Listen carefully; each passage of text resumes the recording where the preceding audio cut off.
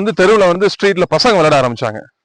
இன்னைக்கு வந்து அப்புறம் நாட்டுக்காக விளையாண்டாங்க, ஊருக்காக விளையாண்டோம், ஒரு பற்றுதலோட விளையாண்டாங்க. இன்னைக்கு அதெல்லாம் தாண்டி இன்னைக்கு கிரிக்கெட் அப்படிங்கிறது ஒரு பெரிய பிசினஸ். அதாவது அந்த கிரிக்கெட் எப்படி அப்டேட் ஆச்சு அப்படின்னா, இது எல்லாமே ஹியூமன் ஐடியா. அதாவது அந்த விடுகதைக்கு ஆன்சர் என்ன, ஹியூமன் ஐடியா. அதாவது ஒரு லெவல்ல இருந்து இன்னொரு லெவல் போறது மனிதனோட மூளை. அங்க யோசிக்கக்கூடிய விஷயத்தை தான் இம்ப்ளிமெண்ட் பண்ணதான் மனுஷன் வந்து ஒரு பரிணாம வளர்ச்சி அடைஞ்சுக்கிட்டே இருக்கான். ஸோ அந்த வகையில பார்க்கும்போது கிரிக்கெட் அப்படிங்கிறது நம்ம நாட்டுக்காக அப்படின்னு முதல்ல பார்த்தோம். இப்போ வந்து அத ஐபிஎல் அப்படின்னு ஒரு விஷயத்த வந்து உள்ள கொண்டு வந்தோம். ஸோ இன்னைக்கு வந்து பியூர் பிசினஸ். எப்படி லட்சக்கணக்கில் கோடிக்கணக்கில் இன்னைக்கு வந்து அங்க பார்க்க போறவங்களால வருமானம் பண்ணலாம்.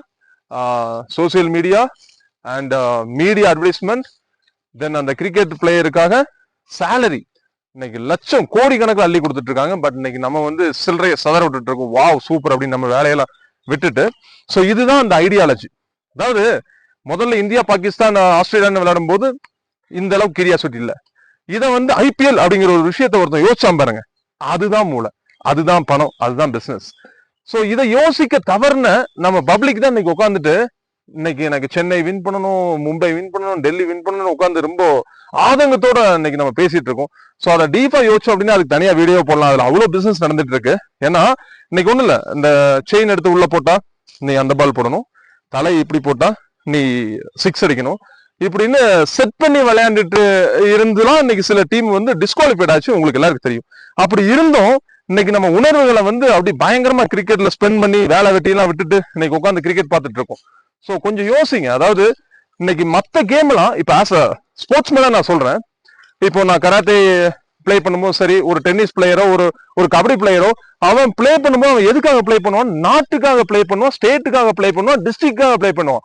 அவன் தன்னோட உணர்வு, அவனோட ஹார்ட் ஒர்க் போட்டு அவன் பிளே பண்ணுவான். அவனோட எய்ம் எல்லாமே நாட்டுக்காக வின் பண்ணணும், எனக்கு ஒரு நல்ல பேர் வரணுங்கிற ஒரு தாட்டு தான்.